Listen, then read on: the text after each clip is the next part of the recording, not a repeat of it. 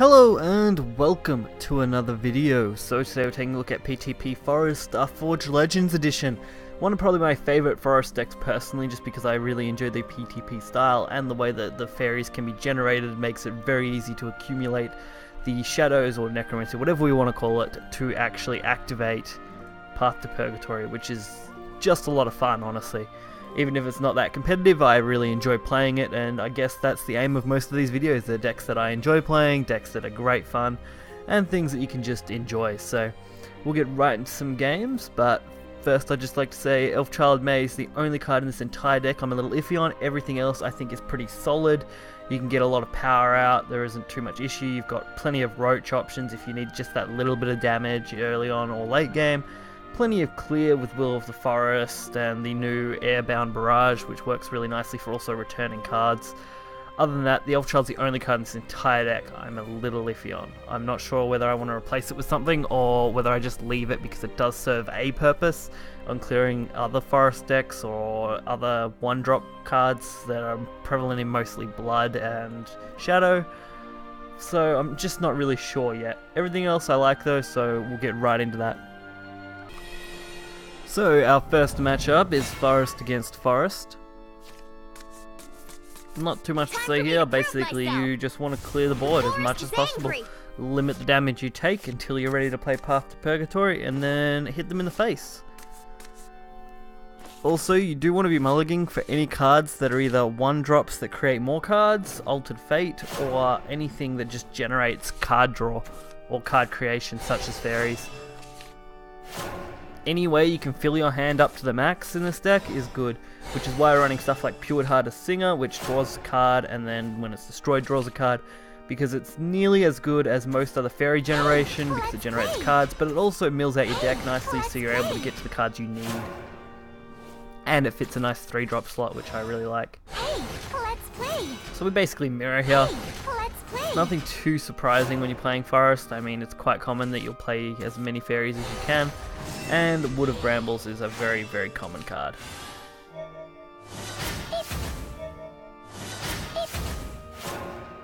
So our hand is pretty average, honestly. Come on, let's play. Don't have too much in the way of crazy cards, but we do just get to play our own stuff out and pretty much create an exact same board state. Of course we will be pushing for that Path to Purgatory as soon as we possibly can, which we've already generated 4 shadows for. If you include the amulet, we'll end up with 5.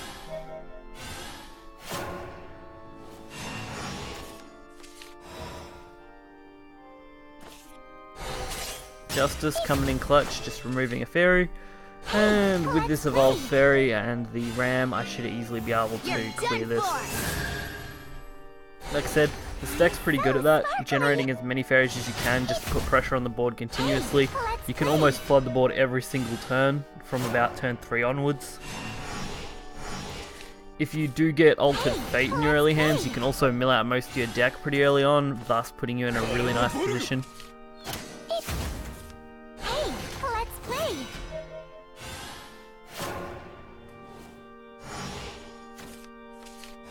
But like I said, not an overly competitive deck personally, but it definitely does the job.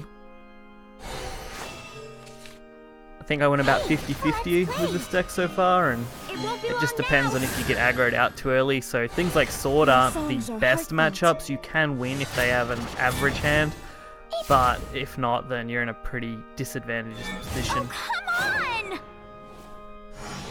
So our board's looking pretty good. Pale beside me.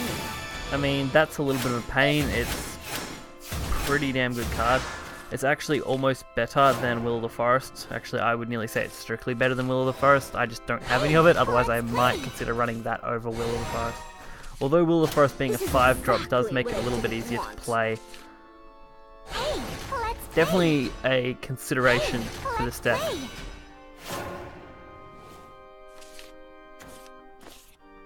Of course, you can always run both like they are. So I'm not sure in particular what they were running. I'm guessing some form of elephant deck, maybe. I know they're becoming a little popular at the moment. Me personally though, I'm just stacking the board as much as I can, filling my hand, making sure I've got plenty of cards. Hey, let's play. I mean, we're already at 16 shadows. We are on turn 7, which is a little late. I mean, it's not the best. That does throw us straight up to 19 though. All we'd really need is an Altered Fate, and we could really push this board. This song's for you. Not so great, double path. Not that useful in this situation. So we just play one. I mean, get it out of our hand. Hey, let's play. Hey, let's play. Don't mind the forest, kind of like, it kind of mirrors, I guess. We're running very similar styles of decks when it comes to flood cards. I mean, most forests use a very similar fairy generation core, whether it be Roach, whether it be Tempo. They're all running a lot of fairy generation normally, at least from a lot of the ones I've seen. So it's not uncommon to have very similar cards. Just more about how you go about strategy, what way you want to play. So for mine personally, I'm aiming just to push that board, push any damage I can, clear off everything possible, and build up my shadow game. Get out of my sight. Which is why I like Crystal Aaron, because turn 8, like you saw, the heal, the extra point, you can evolve it, it's a huge body, it's got ward, it's a perfect card for PtP. Come on, let's play. So I took the 50-50 here, thought why not. Worst case, I'm probably just going to lose Crystal. And we're getting very close to being Activate now, so not too big a issue. And of course, another Aaron. You're done for. Putting us nearly at full health. I mean, how do you deal with that? 2 wards, almost at full health. Can pretty easily just go face. Oh, come on! Puts you right in the range of Path to Purgatory. Come on, let's play. And with that replay of May, it does get the clear. So this is the one issue where I'm not sure about May. You get situations like that where it works out and you can get some decent value off it, but you get other situations where you're just playing it for nothing. You're basically playing it as another fairy. So I'm not sure whether that's a good thing or a bad thing overall, and whether there's another card that may be better for that slot. Stop. So double Harvest Festival. Really pushing that card draw. It's a card I considered for this deck, but I ultimately deemed that it was probably a little overkill. When I've got so much card generation as it is, I don't really need to be drawing every turn like that. And you're never really out of cards. This song's for you. So if they do clear board here, we do have Pass Activation. And even if they don't clear board, we'll be very close.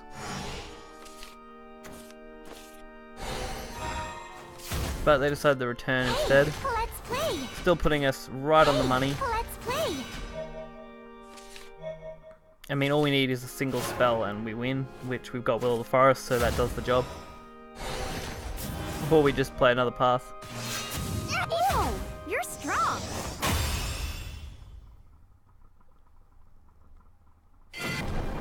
Next up we have Dragon. Probably one of my least fun matchups personally. I'm not a big fan of fighting Dragon decks at the moment. Mind you, I've never been a fan of Dragon. I still think it's one of the shonkiest decks when it comes to balancing. I mean, you either have really underpowered cards or you have really overpowered cards. There's no real middle ground when it comes to Dragon cards. Mind you, they didn't get much this expansion, but the one legendary they did get has been pretty crazy. So we do have that early Altered Fate play, as you just saw. It's great for generating shadows and getting rid of a bunch of cards that you're probably not going to need. Come on, let's play. Luckily, Elfchild May Come on, plus let's Elfchild May.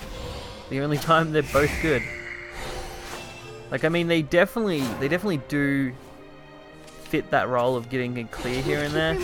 Just so not sure whether that's worth it or not, or whether I can put something better in there.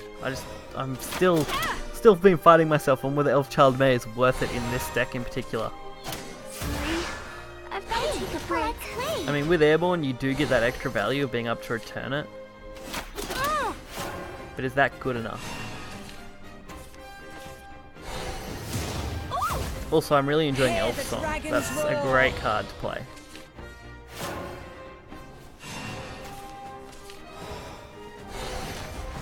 So Bramble, plus an Elf Child and an attack will clear this one too. Then we can just play the Elf Song, get a full boost on the board, and stock our hand back up to 8.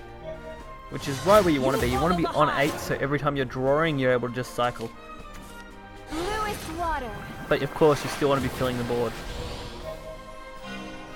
There's a lot more where that came from. A dance to make the Sybil, world still blue. quite a powered card. I mean, when you've got heal built in permanently, it's got a solid body, it gives you ramp, and it fits a curve nearly perfectly in most Dragon decks. Yeah, you've got a pretty crazy card there. I wouldn't be surprised if Dragon ends up taking over a 50% win rate this time.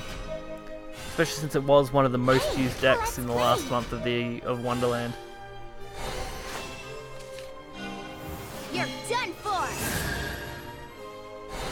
I'm so sparkly. So we do get to trade. I mean, Brambles lets us trade equally, which is nice. And we're already at 15, turn 6. It's right about where the average sits for this deck, I think.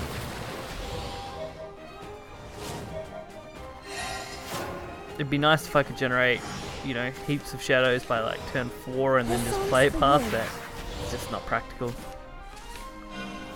It won't be long now.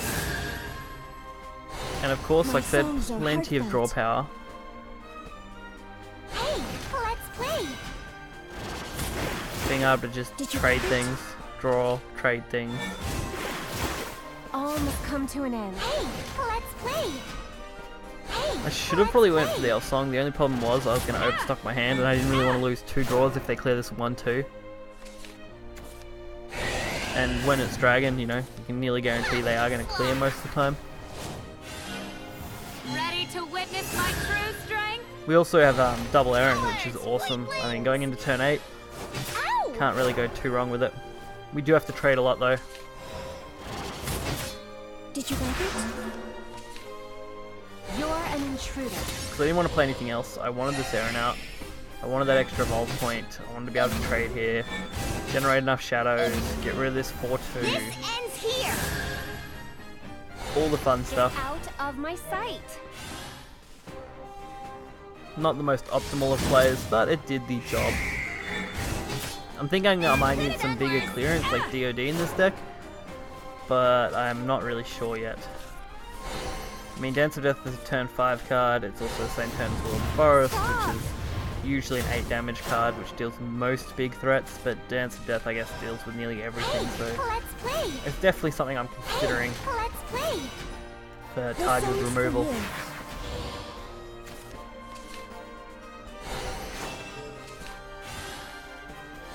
So we do get to play the Roach. I mean, when you can play Roach and you get them down to 12, you're usually in a good spot. Especially since with all of this, we can guarantee past Purgatory's activation next turn, pretty much. We've got Nature's Guidance, which will automatically get us something. Sylvian's Justice, another one that will get us something. And of course, Glimmering Wings, which is awesome. So we only need 3 activations, 2 of which are going to be these Sylvian Justice cards. The sky betrayed me. And of course we draw Altered Fate, not really when we need it. But we put them in a really rough spot. I mean, worst case we get Bahamut, we alter, we draw into our other path to Purgatory because there's only 12 cards left in the deck, and we're going to be discarding 8 of them. Well, there'll be 11, sorry, and we're discarding 8, so there'll be a high chance that we'll have at least 1 path to Purgatory, even if they had have played Bahamut, which luckily they didn't, but that was what I was planning for. So, not too bad.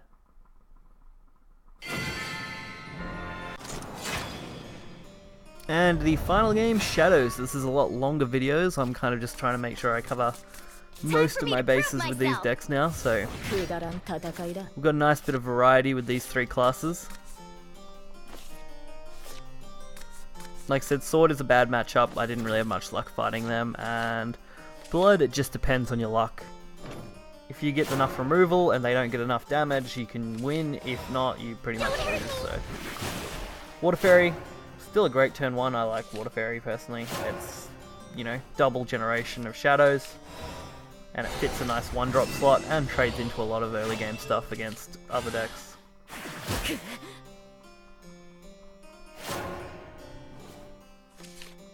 And when you play 1-drop and then play Bramble, it's actually pretty good. Otherwise, Bramble's kind of pointless. So just us getting rid of this, not great, not bad. I mean, the last words for a card could be worse.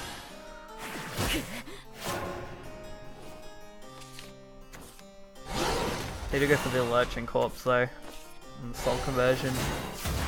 Shadow has nearly as much draw as Forest now, which is absolutely insane.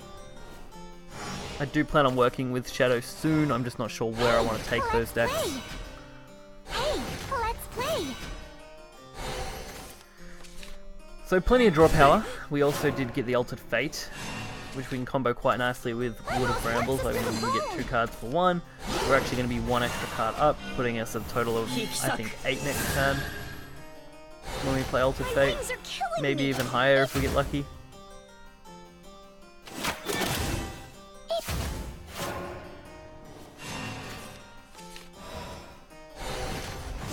So why not? I mean, Brambles does exactly what I want it to. So filling our hand completely for dumping everything I decide to do. I mean, we're going to dump them anyway, we may as well get the extra value out of all those cards. Unfortunately, drawing our second Altered Fate.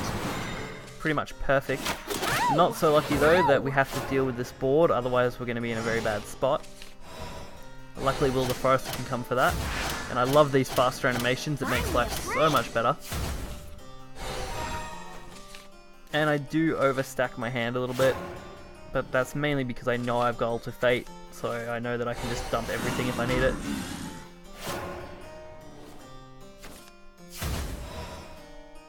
So Will of Forest, not the best card here. Does remove most things, especially when Justice can be a follow-up. Keeping our health at a nice total while also generating shadows.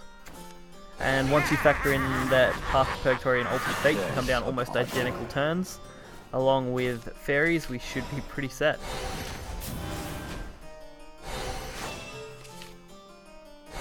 So we just generated plenty of shadows to clear this entire board. May death be majestic. Not much they can do from here. I mean, we've already got another Path to Purgatory, we've got double Roach, double Elf Child May, some more draw power, some creation, you know.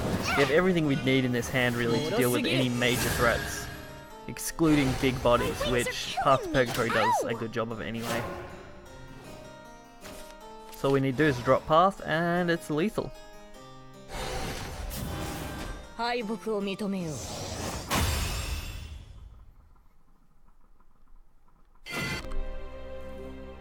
So hopefully you guys enjoyed this video. As I said, this deck is a great fun. I wouldn't really class it as competitive, but if you're looking for a Path to Purgatory deck that you can enjoy that isn't too expensive either, as we're running 0 legendaries now, because we don't really need the H and Elf in this deck compared to what we used to, because it's mainly draw power now, and we've got other removals, so not too big an issue there. Elf Child May, probably the only card I'd cut. If you guys have a suggestion for something to put in there, leave it in the comments. Make sure to hit the like button and subscribe. And as always, deck list will be in the description below. So I'll catch you guys next time. See ya.